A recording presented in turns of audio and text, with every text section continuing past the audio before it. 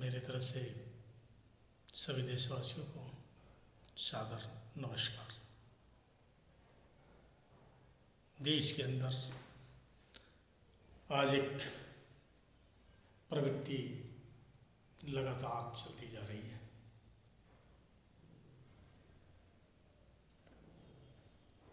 एक राजनीतिक पार्टी दूसरी राजनीतिक पार्टी की बुराइयों के बारे में कि वो ये कर रहा है, वो ये कर रहा है। मैं इतना कहना चाहता हूँ कि आप दूसरे के बुराइयों को छोड़िए, आप अपनी अच्छाइयों को गिनाइए। आप जनता को ये दिखाइए कि मैं आपके भले के लिए अच्छा काम क्या कर रहा हूँ। केवल ये घोषणा कर देने से कि हमारी पार्टी जीतेगी तो हम 2000 देंगे, कोई बोलता है मकान दे देंगे, कोई बोलता है कि हम विधवा पेंशन दे देंगे, कोई कुछ कोई कुछ कोई कुछ। मैं इतना सरकारों से, उन प्रतिनिधियों से बोलना चाहता हूँ कि क्या आपके 2000, 4000 या 6000 देने से उनके परिवार का जीवन का भरण पोषण हो पाएगा?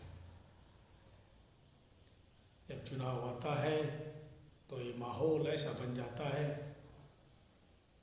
और जैसे ही चुनाव जीत के राजनीतिक पार्टियां अपनी अपनी जगहों पर चली जाती हैं। बस वही जो छोटे छोटे वादे किए थे उनको कर दिया जाता है। लेकिन मेरे कहने का मतलब है कि अगर अपने समाज को, अपने देश को अगर उठाना है तो देश के हर एक नागरिक के हाथों में काम होना चाहिए। सरकार अगर 3 चीज़ें फ्री कर दें, समान शिक्षा, समान व्यवस्था और समान चिकित्सा केवल बच्चों के लिए, क्लास 12 तक की कम से कम ये पढ़ाई अगर सभी को समान शिक्षा दे दिया जाए, सभी को समान चिकित्सा दे दिया जाए, सभी बच्चों को समान व्यवस्था दे दी जाए, तो मैं ये नहीं सोच पा रहा हूँ कि आरक्षण की जरूरत पड़े। आरक्षण के नाम पर आज देश को बेचा जा रहा है। मैं मानता हूँ कि आरक्षण जरूरी है, लेकिन आरक्षण लेकर भी अगर आप पढ़ नहीं पाएंगे, चाहे वो अनुसूचित जाति का हो, चाहे वो ओबीसी का है, चाहे वो ईडब्ल्यूएस का है, उसमें भी तो जो पैसे वाले हैं वही आगे बढ़ेंगे। क्या अनुसूचित जाति में बड़े नहीं हैं? तो अनुसूचित जाति के जो बड़े हैं वो अपने बच्चों को अच्छे स्कूल में पढ़ाएंगे, और जो अनुसूचित जाति या अनुसूचित जनजाति के जो छोटे हैं, जो गरीब हैं, जो मजबूर हैं, वो तो अपने बच्चों को अच्छे स्कूल में नहीं पढ़ा पाएंगे। तो जब मेरिट बनेगी तो ऑटोमेटिक है कि अनुसूचित जाति के जो बड़े लोग हैं उनका सिलेक्शन हो जाएगा। वैसे ही ओबीसी में है, जो बड़े लोग हैं वो अपने बच्चों को अच्छे स्कूल में डालते हैं, जो छोटे लोग हैं वो अपने लेवल के स्कूल में डालते हैं। तो उसमें भी यही कहानी है, जो बड़े हैं उनके बच्चों का सिलेक्शन अच्छा हो जाएगा, जो छोटे हैं वो नहीं हो पाएगा। वैसे ही ईडब्ल्यूएस जो बनाया गया है उसमें भी यही कहानी है। तो मेरी कहने का मतलब कि अगर आज जो कहानियाँ हुई सरकारी स्कूल बंद करने का, तो बंद करने की बजाय ये विचार कर देती सरकार कि नहीं, हम ऐसा एक मॉडल पेश किया जाए कम से कम एक एक डिस्ट्रिक्ट में ऐसा एक मॉडल पेश करके इस पर सही से अवलोकन करके सही से दिशा निर्देश देके और कार्यक्रम शुरू किया जाए तो क्यों नहीं। जब प्राइवेट में क्या आसमान से आते हैं बच्चों को पढ़ाने के लिए। जो लोग सरकारी स्कूलों में टीचर लगते हैं वो तो सिलेक्शन हो लेकर होते हैं, जो बेचारे कहीं नहीं लग पाते वो प्राइवेट में जाते हैं पढ़ाने के लिए। सरकारी वाले को 80,000, 90,000, 60,000, 70,000 मिलते हैं और प्राइवेट वाले को 3,000 से लेके 10,000, 15,000, 20,000, 25,000 तक की पेमेंट मिलती है। लेकिन सिलेक्शन उन बच्चों का होता है जो प्राइवेट स्कूल में पढ़ रहे हैं। और जब वही बच्चे इंटर कर लेते हैं तो मेडिकल के लिए फिर सरकारी स्कूल चाहिए, जेई के लिए फिर सरकारी स्कूल चाहिए। क्यों नहीं वो व्यवस्था हम क्लास 1 से कर लें। अब सरकारी स्कूल में जो बच्चे पढ़ने जाते हैं उनका एडमिशन 6 साल उम्र होने के बाद होगा। ये सरकार की सबसे बड़ी नाकामयाबी की पॉलिसी है। लेकिन वहीं प्राइवेट स्कूल वाले LKG, सबसे पहले pre nursery, nursery, LKG, UKG, उसके बाद 1 में आता है। तो जब समाज के 70% बच्चे उस प्रकार से पढ़ रहे हैं तो क्या 30% बच्चे क्या करें। तो हमारे कहने का मतलब ये है कि जो भी व्यवस्था हो उस सरकारी में भी वही नियम लागू हो, प्राइवेट में भी वही नियम लागू हो। और 3 चीज़ अगर ये सरकार कर दे, कोई भी सरकार, मैं ये नहीं बोलता कि वर्तमान सरकार, ये हमारे देश की कोई भी सरकार आती है और ये सरकार कोई आती नहीं है, ये हम लोग बनाते हैं, आम जनता बनाती है। अगर ये आम जनता एक मुख्य धारा में जुड़कर सब लोग ये बोलें कि हमको कुछ नहीं चाहिए, हमको 3 ही चीज़ चाहिए, समान शिक्षा, समान स्वास्थ्य की व्यवस्था और समान उन बंदों के लिए व्यवस्था या सुविधा अगर क्लास 12 तक दे दिया जाए तो सभी एज ए घोड़े के तौर पर टेस्ट ले पाएंगे।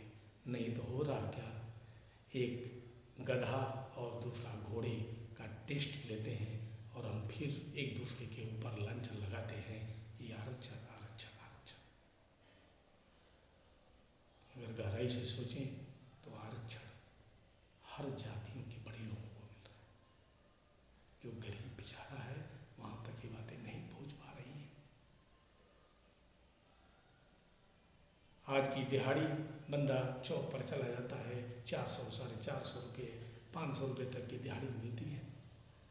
और मैं ग्राउंड के अंदर देख रहा हूँ, सब देख रहे हैं, हमारे जनप्रतिनिधि भी देख रहे हैं, पूरे लोग देख रहे हैं, ये बंदा चौक पर जाता है, मुश्किल से महीने में उसको 15 से 20 दिन काम मिल पाता है।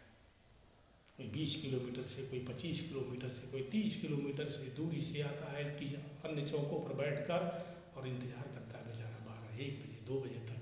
जब काम मिल जाता है तो बहुत अच्छी बात है, नहीं काम मिल पाता है तो अपना समय 20-25 रुपये का आने का, 20-25 रुपये जाने का पेट्रोल फूक कर चला जाता है। कमाने के बजाय वो खर्चा करके चला जाता है, तो वो कहाँ से अपने बच्चों को सही स्कूल में पढ़ा पाएगा। लेकिन जो सरकारी योजनाएं हैं उससे सरकारी तंत्र में जितने लगे हुए लोग हैं उनका फ़ायदा हो रहा है और हमारे राजनेताओं का फ़ायदा हो रहा है। आज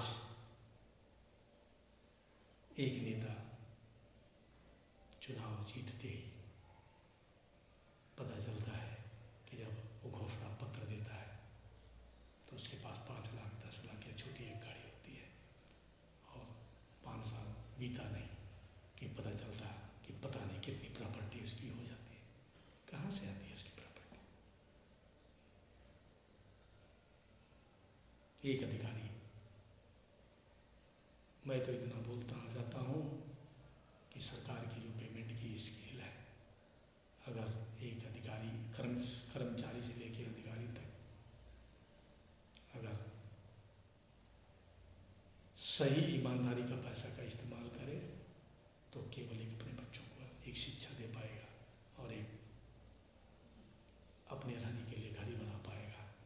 लेकिन यहाँ तो पता चलता है कि छोटे से छोटे कर्मचारी जो ऐसे विभागों में लगे हुए हैं, पता चलता है कि करोड़ों अरबों की संपत्ति उनकी हो चुकी है, वो कहाँ से आती है? उन पर जांचें क्यों नहीं बढ़ती? और जांचें बढ़ती है केवल सस्पेंशन हो जाता है, बर्खास्तगी और जेल क्यों नहीं होती? मैं सरकार के लोगों से और आम जनता से अपील करना चाहता हूँ, क्यों कि घूसखोर कर्मचारी नहीं होता, घूसखोर हम होते हैं। क्योंकि घूस देने की परंपरा हम सोचते हैं, क्योंकि हम खुद ईमानदार नहीं हैं। कोई बिजली कनेक्शन में चोरी कर रहा है, कोई किसी चीज़ में, कोई किसी चीज़ में, कोई कुछ। हर आदमी कुछ न कुछ चीज़ों में सोच रहा है। तो जब सोच रहा है, लाइन लगी पड़ी है, तो दाएं और बाएं से कोशिश करता है कि मेरा काम हो जाए, और दाएं और बाएं से कोशिश अगर आदमी करेगा तो ये जो गतिविधियाँ घूस लेने की और देने की एक भी बंद नहीं। लेकिन हर आदमी अगर एक ईमानदार हो जाए, हर आदमी का विचार ये सही हो जाए कि ज़िंदगी हम आए हैं, एक दिन चला जाना है, हम कुछ लेके नहीं जाएंगे, यहाँ पर रह जाएगा केवल आपका विचार, आपकी बातें, आपकी कार्य की जो किए हुए हैं उसकी यादें रह जाती हैं। मैं जाता हूँ रोड पर, रेलवे लाइन क्रॉसिंग पर जाइए आप, सबको पता है कि इधर जाने का है, उधर आने का है, लेकिन लोग अपनी पटरी को छोड़कर दूसरी पटरी की तरफ चले जाते हैं। उधर वाले भी ऐसे करते हैं, और जब फाटक खुलता है तो इतनी स्पीडों से एक दूसरे की गाड़ियों का आदान प्रदान करते हैं, कब लड़ जाए कोई भरोसा नहीं है। तो मैं आम लोगों से कहना चाहता हूँ कि सबसे पहले आप खुद ईमानदार बनिए, खुद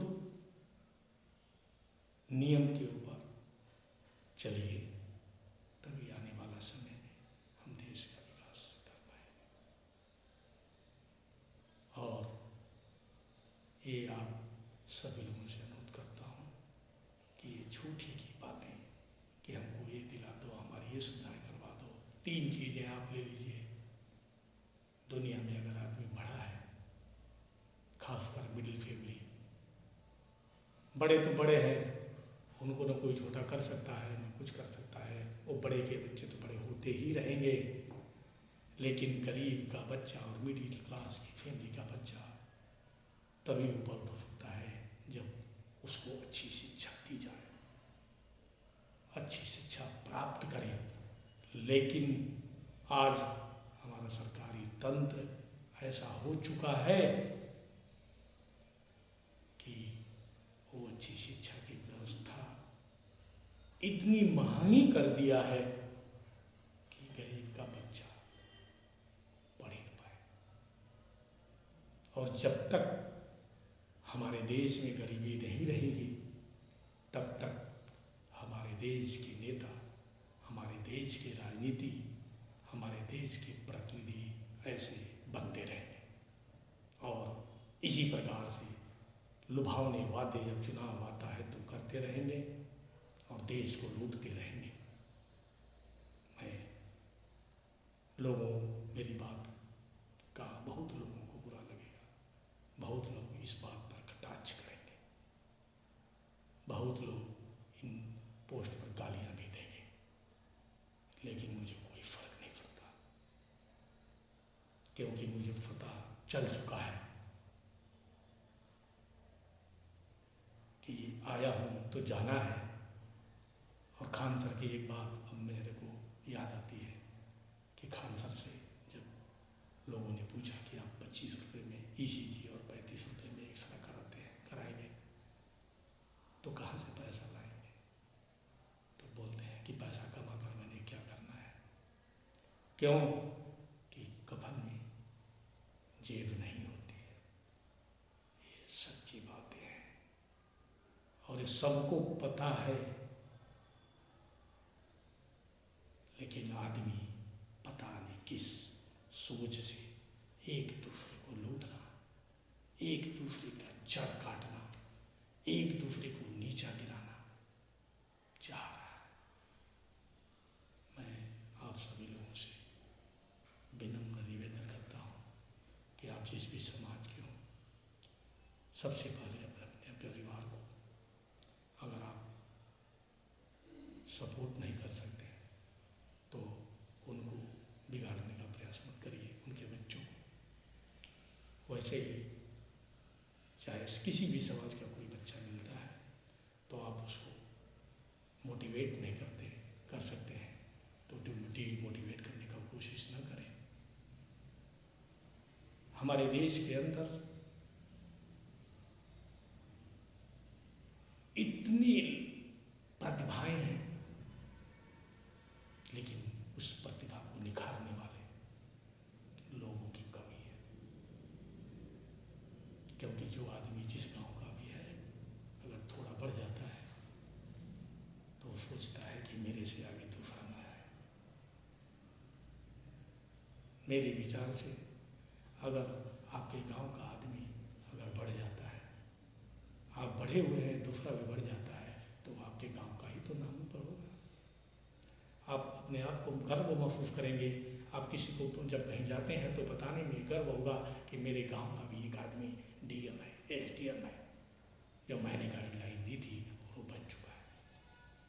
तो मेरे प्रिय देशवासी, मेरे बुजुर्गों, मेरे से छोटे मेरे भाई बहन और बच्चों, मैं आप सभी लोगों से यही आग्रह करता हूँ कि अगर आपको आगे उठना है, अपने समाज को आगे उठाना है, जिले, प्रदेश और देश को आगे उठाना है, तो जो भी प्रतिनिधि आपके द्वार पर चुनाव के बीच में आए झूठे वादे करने के लिए, उससे केवल 3 चीज़ मांगिए। बोला भाई हमें समान शिक्षा, समान चिकित्सा और समान व्यवस्था का अवसर केवल इंटर तक दे दीजिए। उसके बाद अगर हमारे अंदर दम होगा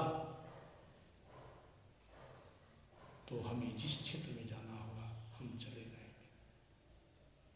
क्योंकि बेसिक इंटर तक का होता है, उसके बाद अगर जिसके अंदर दम है वो आगे निकल जाता है, जिसके अंदर दम नहीं है वो अपने लेवल, क्योंकि सभी तो सब कुछ बन नहीं सकते, लेकिन मौका देना सबको चाहिए, अधिकार सबको है। आज जो सरकारें कुछ फजूल करते, रैलियों पर करोड़ों करोड़ रुपए खर्चा कर रही है, वो पैसा कहाँ से आ रहा है? हम जनता के टैक्स से। हम लोग जो टैक्स दे रहे हैं उसी से पैसे से इतनी बड़ी बड़ी रैलियाँ, इतने बड़े बड़े मूवमेंट, इतने बड़े बड़े पुराना चीज़ें कर रहे हैं, क्या उससे आम जनता का फायदा हो रहा है? सरकार को ये ऐसा सिस्टम बनाना चाहिए कि वो ग्राउंड में काम दिखे लोगों को। और मैं तो इतना बताना चाहता हूँ कि जो भी सरकारी योजनाएं आ रही हैं उसमें जो भी बंदा पकड़ा जाए गलत काम करते हुए, घूस लेते हुए या करप्शन में, सस्पेंशन नहीं, बर्खास्तगी का नियम और जेल का नियम होना चाहिए, ताकि विदेशों की तरह जैसे भी बीच में बाबा रामदेव सिंगापुर में विजिट कर रहे हैं, उन्होंने एक वीडियो डाला हुआ था, बोला था इस देश के अंदर करप्शन नहीं है। उन्होंने अभी अपील करी है देश के लोगों से कि करप्शन नहीं है, कुछ नहीं संसाधन उस देश के पास है, लेकिन टेक्नोलॉजी एडवांस कर रखा है, शिक्षा एडवांस कर रखा है, दुनिया को अपनी तरफ खींच रहा है और देश की विकसित देश में आज संपदा होते हुए, खनिज पदार्थ होते हुए, हर चीज़ें होते हुए, कुछ एक चीज़ें हैं जो मंगानी पड़ती है बाहर से, बाकी अधिकांश तो हमारे देश में है। हमारे देश में वैज्ञानिकों की कमी नहीं है, शिक्षकों की कमी नहीं है, एक से एक लोग हैं, लेकिन वो मजबूर हैं दूसरे देश में जाकर नौकरी करने के लिए। क्यों? अगर वो बेचारा यहाँ पर काम करता है तो उसको लूटने वाले, एक तो पहले उसको पैसा उतना नहीं मिल पाता, और दूसरे उसको लूटने वाले और करप्शन में शामिल करने वालों की लाइन लगी पड़ी है। तो मैं सरकार से दरख्वास्त करता हूँ, आम जनता से दरख्वास्त करता हूँ कि आप जो भी करप्शन को देखें, आप खुद उसकी वीडियो बनाएं और सोशल मीडिया पर डालें। मैं मानता हूँ, और सरकार को भी ये ध्यान देना चाहिए कि जो ऐसा वीडियो डाल रहा है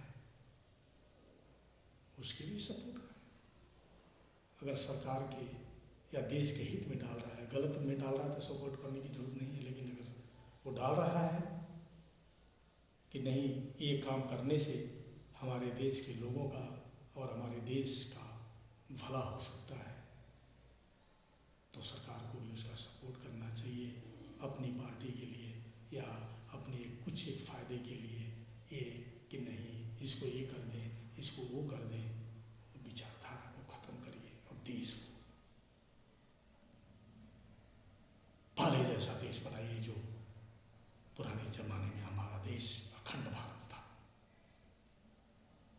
बाकी आगे बहुत बातें हैं,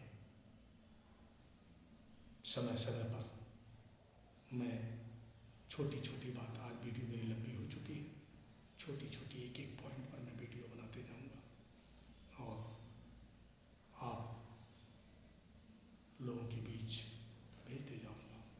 अगर अच्छा लगता है वीडियो तो आप उसको आगे शेयर करिएगा, ताकि अगर कुछ गलत कह दिया हूँ तो क्षमा करने का कष्ट करिए और सुझाव दीजिए कि ये बात गलत है।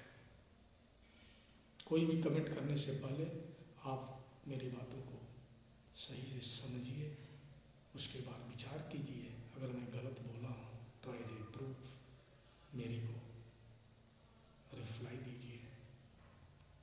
मैं कोशिश करूँगा कि अगले वीडियो में उस चीज़ को व्यवस्थित करके, अपनी गलती को स्वीकार करके, और जो सही बात है मैं आपके आगे अपना रख सकूँ। आगे अगली वीडियो में। जय हिंद, जय भारत।